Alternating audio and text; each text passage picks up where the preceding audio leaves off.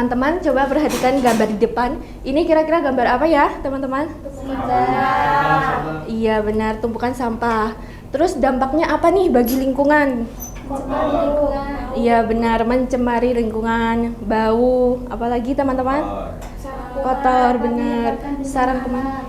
Iya, dapat menyebabkan bencana alam. Nah, jadi kita tuh perlu untuk menggantikan plastik itu butuh plastik yang bisa terurai gitu, terdegradasi gitu.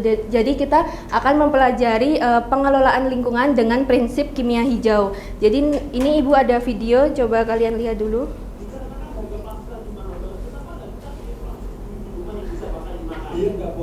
Yang pertama kalian butuhkan pati singkong sebanyak 50 gram. Kemudian pati singkong itu dicampurkan dengan air lalu kalian aduk-aduk dengan suhu rendah. Maksudnya dengan api sedang. Nah, selanjutnya bahan yang paling penting adalah gliserin. Karena ini harus 20 gram agar bisa elastis. Semakin banyak gliserin semakin elastis. Kalau kesedikitan dia kaku guys. Jadi tergantung peruntukannya aja. Oke guys, di sini kita aduk-aduk aja sampai dia menyatu rata. Kalau sudah menggunakan beater guys, kalian tampung kayak gini ya. Oh ya, pati singkongnya harus sudah bening ya, jangan ada putih-putihnya. Gue di sini disaranin untuk pakai yang namanya DSM. Alright, guys, Jerman ini adalah hari kedua. Gue agak bablas sedikit. Dan ini gue kretek dengan sangat mudah dan oh my god, ini mungkin lebih kuat dari plastik biasa. Dan bahannya ini bagus banget. Sini pinggirannya ternyata gue harus potong agar rapi kalau kata Dola. Nah terus Dola nyaranin gue pakai sealer itu loh guys. Karena bisa dong guys. Nah ini potong buat pegangannya nanti kayak gini. Dan di sini gue udah bikin dua. Saatnya pengujian. Di sini gue mau masukin mobil plastik ini dan ternyata kuat loh. Guys ini sakti. Tapi guys penasaran banget apakah ini bisa dimakan? Ternyata gliserin tadi itu USP atau food grade. Jadi bisa dimakan dan ternyata rasanya manis loh. Guys kalian bikin sendiri bioplastik di rumah. Nah, jadi ini tadi orangnya buat apa? Maksudnya tadi bioplastik, iya, ya benar sekali. Jadi bioplastik itu mudah terurai, bisa menggantikan plastik, jadi bisa mencegah limbah plastik seperti itu. Nah, selanjutnya ini ada 12 prinsip kimia hijau ya teman-teman. Yang pertama itu ada mencegah limbah. Siapa yang tahu contohnya kira-kira? Ada yang tahu contohnya untuk mencegah limbah? Membawa tumbler atau botol minum sendiri ke sekolah. Iya, benar sekali Mbak Risma untuk membawa tumbler. Untuk yang kedua itu ada memaksimalkan efisiensi atom. Ada yang tahu contohnya yang kedua? Menggunakan jumlah reaksi yang tepat. Iya, benar, menggunakan reaksi yang tepat. Jadi itu ya contohnya untuk yang kedua itu memaksimalkan efisiensi atomnya.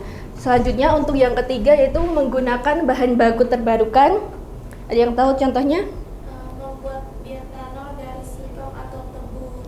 Iya, betul sekali Mbak Dewi. Jadi yang bioetanol itu juga termasuk menggunakan bahan baku terbarukan. Yang bioplastik itu tadi juga termasuk ke bahan baku terbarukan ya. Untuk yang keempat itu ada menggunakan pelarut dan kondisi aman. Ada yang tahu contohnya yang keempat? Menggunakan air sebagai pelarut, Bu. Iya, betul sekali, menggunakan air sebagai pelarut ya. Jadi menggunakan pelarut dan dalam kondisi aman seperti itu. Yang kelima itu ada menggunakan katalis. Ada yang tahu contohnya? Penggunaan ragi dalam pembuatan roti. Ya, betul sekali, menggunakan ragi. Untuk yang keenam itu ada mendesain bahan kimia yang aman. Ada yang tahu contohnya? Menggunakan deterjen. Iya, benar sekali, jadi kita bisa mencuci dengan deterjen yang ramah lingkungan seperti itu. Untuk yang selanjutnya mengurangi bahan turunan kimia. Ada yang tahu contohnya? Membuat produk langkah yang lebih sederhana, Bu. Oh iya, benar sekali. Untuk yang selanjutnya itu mengurangi konsumsi energi. Ada yang tahu contohnya mengurangi konsumsi? Menjemur pakaian dengan sinar matahari. Ya, jadi kita tidak menggunakan alat untuk membantu pengeringan baju misalnya seperti itu. Jadi kita langsung menggunakan sinar matahari secara langsung. Yang selanjutnya itu mencegah zat berbahaya. Ada yang tahu contohnya? Mengganti termometer merkuri dengan termometer alkohol. Iya, benar. Jadi waktu praktikum di sekolah gitu di lab kita bisa menggunakan termometer yang menggunakan alkohol seperti itu. Untuk yang selanjutnya itu mendesain produk yang terdegradasi ya. Contohnya tadi yang di video tadi apa? Plastik. Bioplastik. Iya, benar betul sekali. Jadi ya, kalau yang lain ada lagi contohnya? Kantong belanja. Kantong belanja yang Iya, jadi kita bisa menggunakan tas belanja ya, bukan cuma dari plastik.